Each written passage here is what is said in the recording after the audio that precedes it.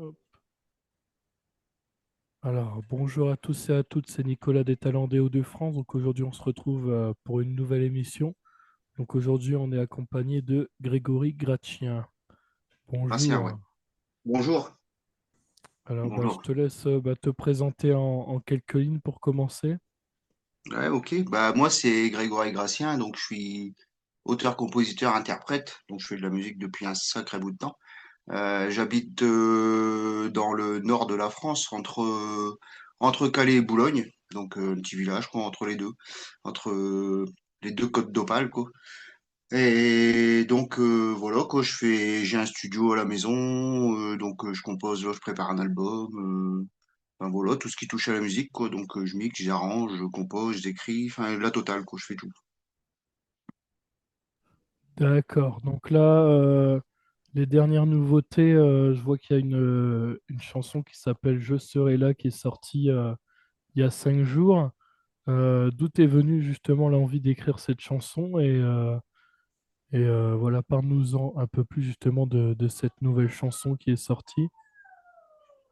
Ouais, donc en fait, je serai là. En gros, c'est un message, je trouve, qui est universel. J'ai voulu parler de qu'en fait, il faut toujours être là pour les gens, en fait, pour la personne, toujours aider les gens. Donc ça me trottait depuis un moment d'écrire une chanson.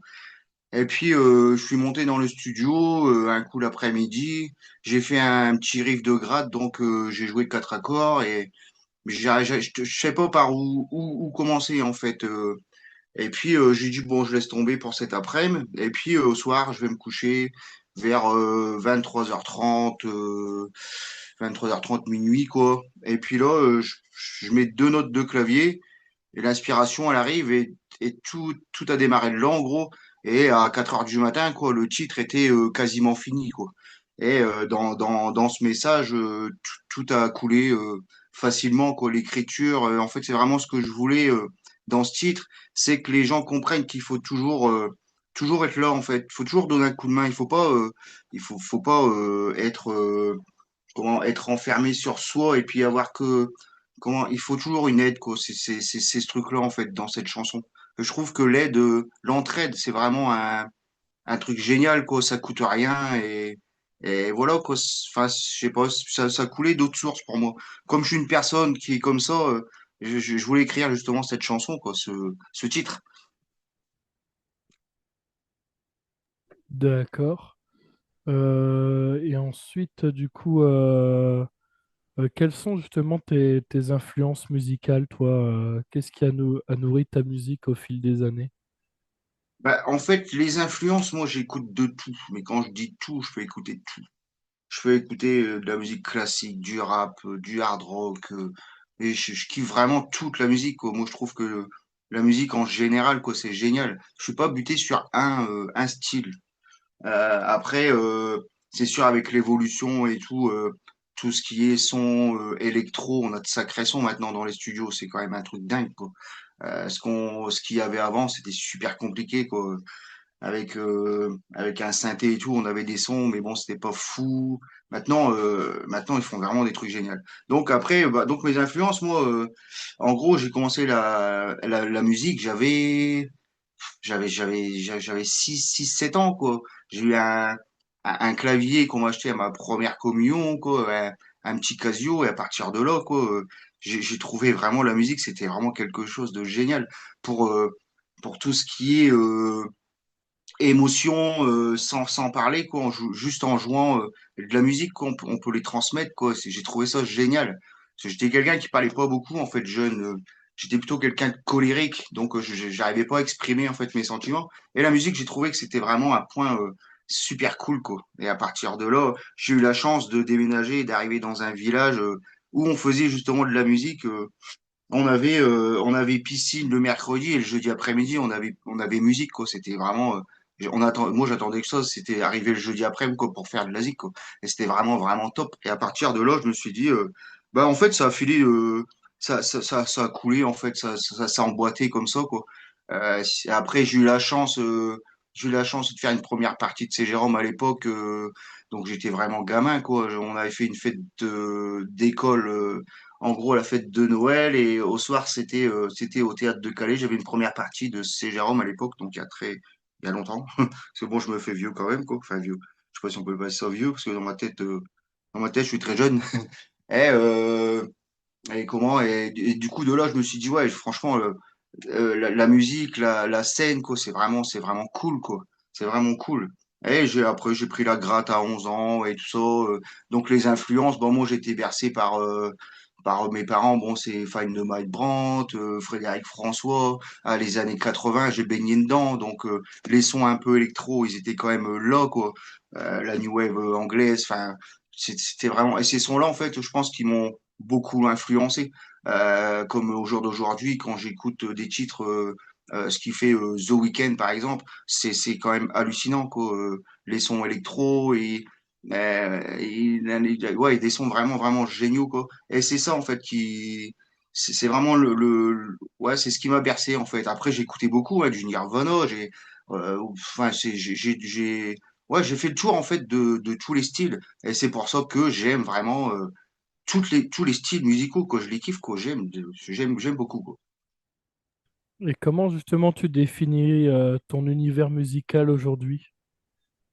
Ben justement, et c'est très compliqué. En fait, moi, mon style musical, il est super compliqué parce que comme j'aime beaucoup, en fait, je viens de dire, quoi, tous les styles musicaux, dès que j'ai un truc que je compose ou quoi et que je kiffe, je vais partir dessus et je vais pas penser à un style musical euh, approprié à ce que je suis en train de composer.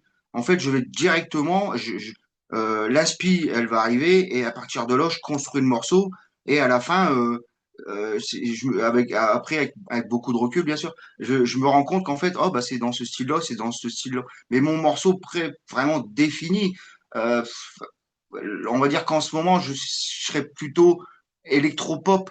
Ouais, je serais plus électropop, on va dire. Et quel a été justement le moment clé dans ton parcours musical?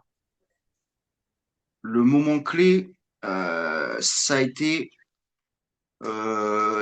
vers mes 15 ans. En fait, à 14 ans, j'ai acheté ma première gratte électrique, et rupture sentimentale, un truc qu'on croit à fond, comme tout le monde.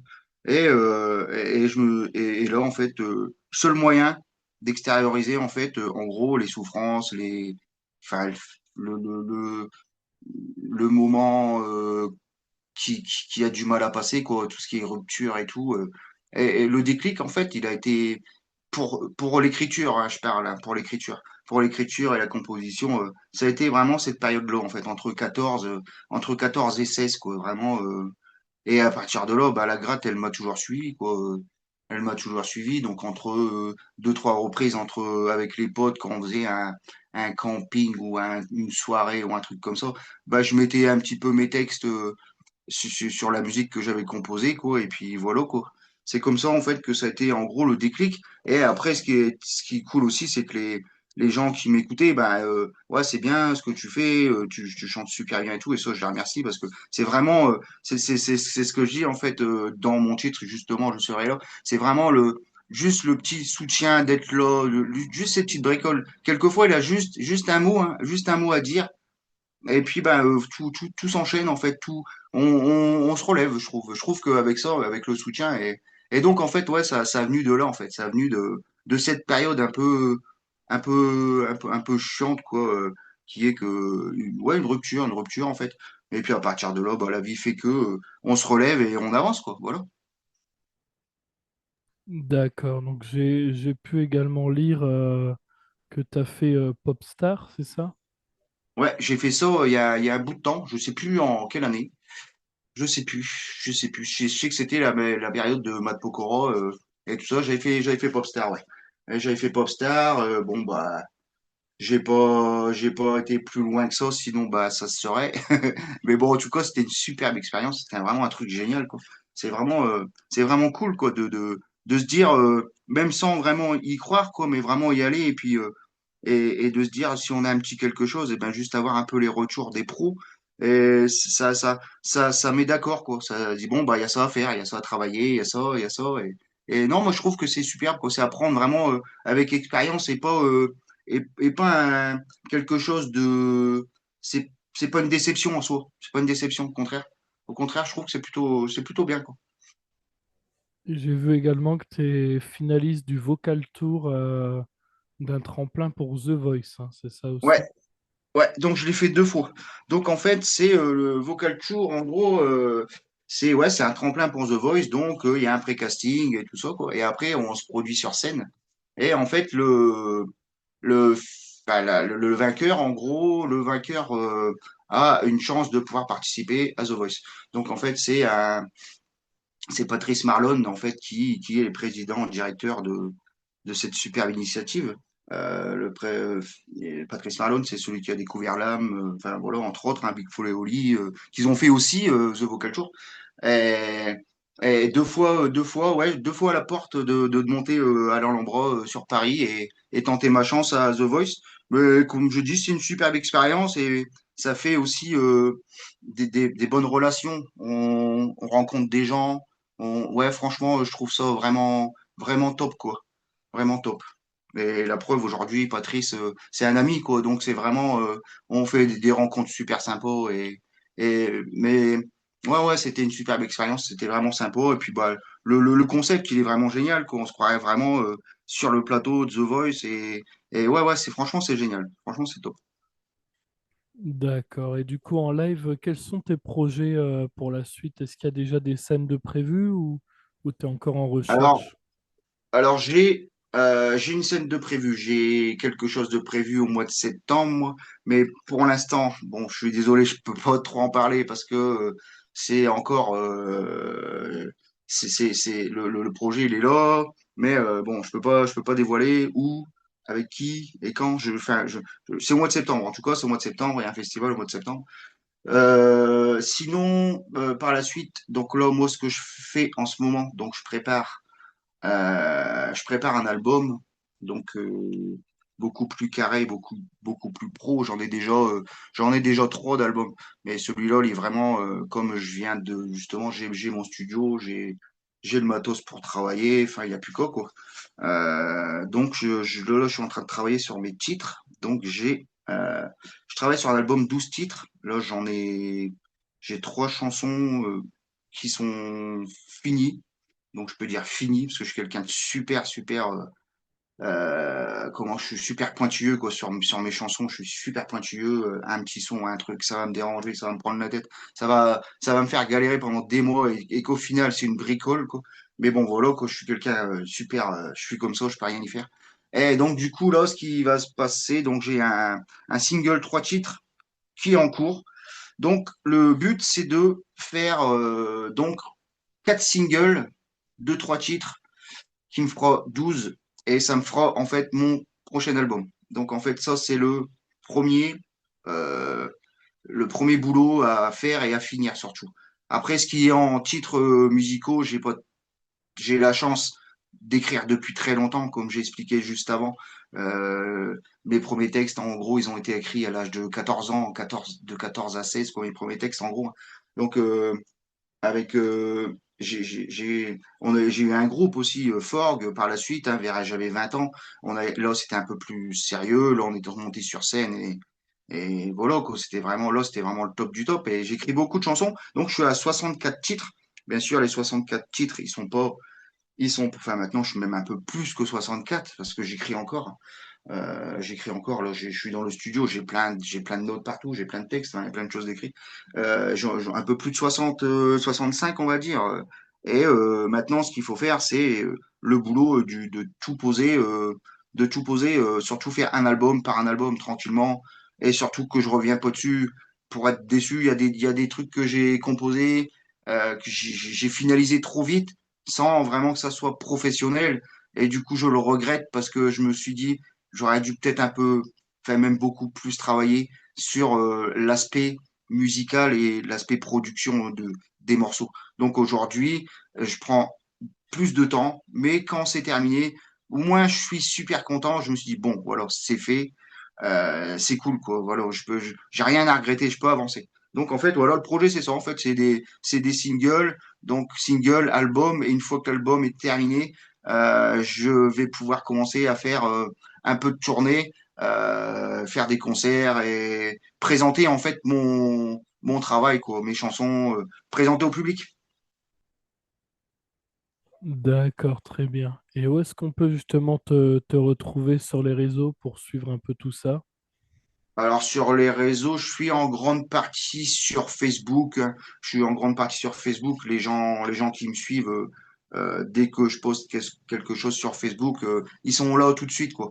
Mais je suis partout, hein. Je suis sur Facebook, je suis sur Spotify, je suis sur Deezer, je suis sur Apple Music, YouTube Music, je suis sur TikTok, euh, et toutes les plateformes de streaming, quoi. Je suis partout, en gros. En gros, on peut me trouver partout. D'accord, très bien. Bah, en tout cas, je te remercie d'avoir demandé pour participer à ce podcast. Et puis, moi, Ouais, c'est super cool, hein. ça permettra Je te remercie beaucoup d'avoir accepté. Et c'est génial. Je trouve l'initiative super cool, quoi. C'est vraiment top. ouais, puis ça permettra aux auditeurs du coup de te découvrir à travers l'interview et puis d'aller chercher après ton nom un peu sur les plateformes et compagnie. Voilà. Ouais, ouais, c'est génial. Bon, bah, moi, c'est Grégory Gracien. Donc, voilà, G-R-A-T-E-N. Et vous tapez mon nom sur Google ou sur YouTube ou quoi que ce soit. Vous allez me trouver, il n'y a pas de souci. Voilà. En tout cas, je te remercie et je te souhaite une très bonne continuation pour la suite.